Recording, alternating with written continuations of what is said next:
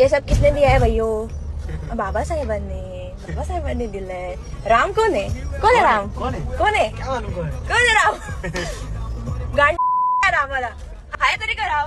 असेल तर सांगा बरं का. आम्ही कुठे पण ह्या व्हिडिओमध्ये जी मुलगी बोलते ना, सुरुवातीला म्हणते आम्हाला जेवढं पण काही गोष्टी भेटल्यात ना त्या बाबासाहेबांमुळे भेटल्यात, आणि त्याच्यानंतर श्रीरामांवर येते आणि श्रीरामांविषयी इतकं वाईट खालच्या स्तराला जाऊन अभद्र भाषेमध्ये बोलते ना, तर मी तुम्हाला इथे इंस्टाग्रामच्या कम्युनिटी स्ट्राईकमुळे तुम्हाला दाखवू शकत नाही. पण 2 गोष्टी सांगतो, व्हिडिओ बघा मित्रांनो. ही जी अशा गोष्टी बोलायला लागल्यात ना, तर तुम्ही विचार करा. मला सांगा, गौतम बुद्धाचे वडील कोण होते?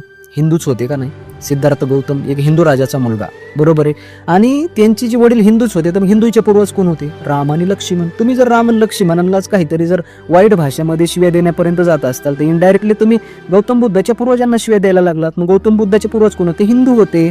हिंदू राजांना किंवा हिंदू देवतांना असेल, साधू संतांना तुम्ही शिव्या द्यायला तर अभद्र भाषेमध्ये बोलत, इनडायरेक्टली तुम्ही गौतम बुद्धांच्याच पूर्वजांना किंवा तुमचंच तिथून पुढचं जे मुळे तुमच्याच पूर्वजांना तुम्ही शिव्या द्यायला लागलात. त्याच्यामुळे तुम्ही हिंदू असेल, जैन असेल किंवा तुम्ही बौद्ध असेल, तुम्ही एकमेकाला अलग मानूच नका. आपण एकाच संस्कृतीचा भाग आहेत. कारण आपण प्रत्येकजण कपाळावर टिळा लावतात मित्रांनो, आणि टिळा फक्त इथल्या सनातन संस्कृतीतच लावला जातो, जे भारतीय उपखंडात लोक राहतात. ही फक्त संस्कृती होती, इथं कुठला धर्म नव्हता. इंग्रजी इथं भारतामध्ये आले आणि त्यांनी आपल्याला अलग अलग धर्माच्या असं संस्थांमध्ये विभागलं, कारण त्यांना आपल्यामध्ये फूट पाडायची होती, भांडवायचं होतं, संस्कृती अशा भेद पाडायचा होता. पण इथे जे आहे ती मुक्तीचे 24-25 मार्ग होते, त्याच्यापैकी एक मार्ग मुक्तीचा गौतम बुद्धांनी अवलंबिला. ते खूप जास्त मोठे देवत्वास प्राप्त झाले. आणि त्याच्यानंतर जे बौद्ध मार्गाचा जे हिंदू जे आहेत लोक जे अवलंब करायचे, वापरायचे मुक्तीसाठी, त्यांना बुद्धिस्ट म्हणलं जायचं. जे जैन मार्गाचा, वर्तमान महावीरांच्या मार्गाचा मुक्तीसाठी वापर करायचे, तो जो मार्ग आहे मुक्त होण्यासाठी, ईश्वराकडे जाण्यासाठी, त्यांना आपण जैन म्हणतो. राहिलेले जे पण मार्ग आहेत ते हिंदू किंवा ते सगळेच बौद्धचा मार्ग असेल, जैनचा मार्ग असेल किंवा राहिलेले मार्ग, सगळे हे लोक एकच आहेत, ह्या संस्कृतीमध्ये राहणार आहेत. ते नंतर तुम्हाला फक्त अलग अलग करण्यात आलेले, आता तरी समजून घ्या.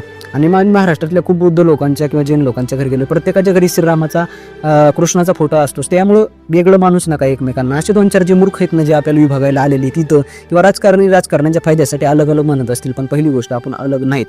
आणि असं आजकाल ना कसं आहे, डाव्या विचारसरणीचे लोक असतील किंवा असे काहीतरी पॉलिटिकल स्टंट असेल किंवा त्यांना गाजायचं असतं, रातोरात व्हायरल व्हायचं असतं. मग असं काहीतरी त्यांना माहिती की हिंदू देवदेवतांवर असं काहीतरी अभद्र भाषेमध्ये बोललं तरी काय होत नाही. एखाद्या 2 पोलीस स्टेशनला गुन्हा नोंद होते, नुसते येते, थोडाफार जॉब विचारते आणि लगेच सोडून देते, त्यांच्यावर काही मोठी कठोर कारवाई होत नाही. मग आता ही फॅशन झाली. ह्या महाराष्ट्रात कुणाला व्हायरल व्हायचं असेल तर त्यांनी हिंदू देवदेवतांवर बोलायचं, काहीतरी वाईट बोलायचं, म्हणजे तुम्ही व्हायरल होतात. कारण इथं कोणी गव्हर्नमेंट कोणीच काही ॲक्शन घेत नाही.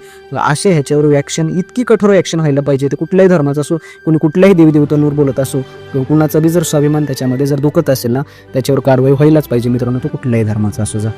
मित्रांनो, ही गोष्ट तुम्हाला जर आवडली असेल तर फॉलो करायला विसरू नका आणि शेअर करा. थँक्यू, धन्यवाद.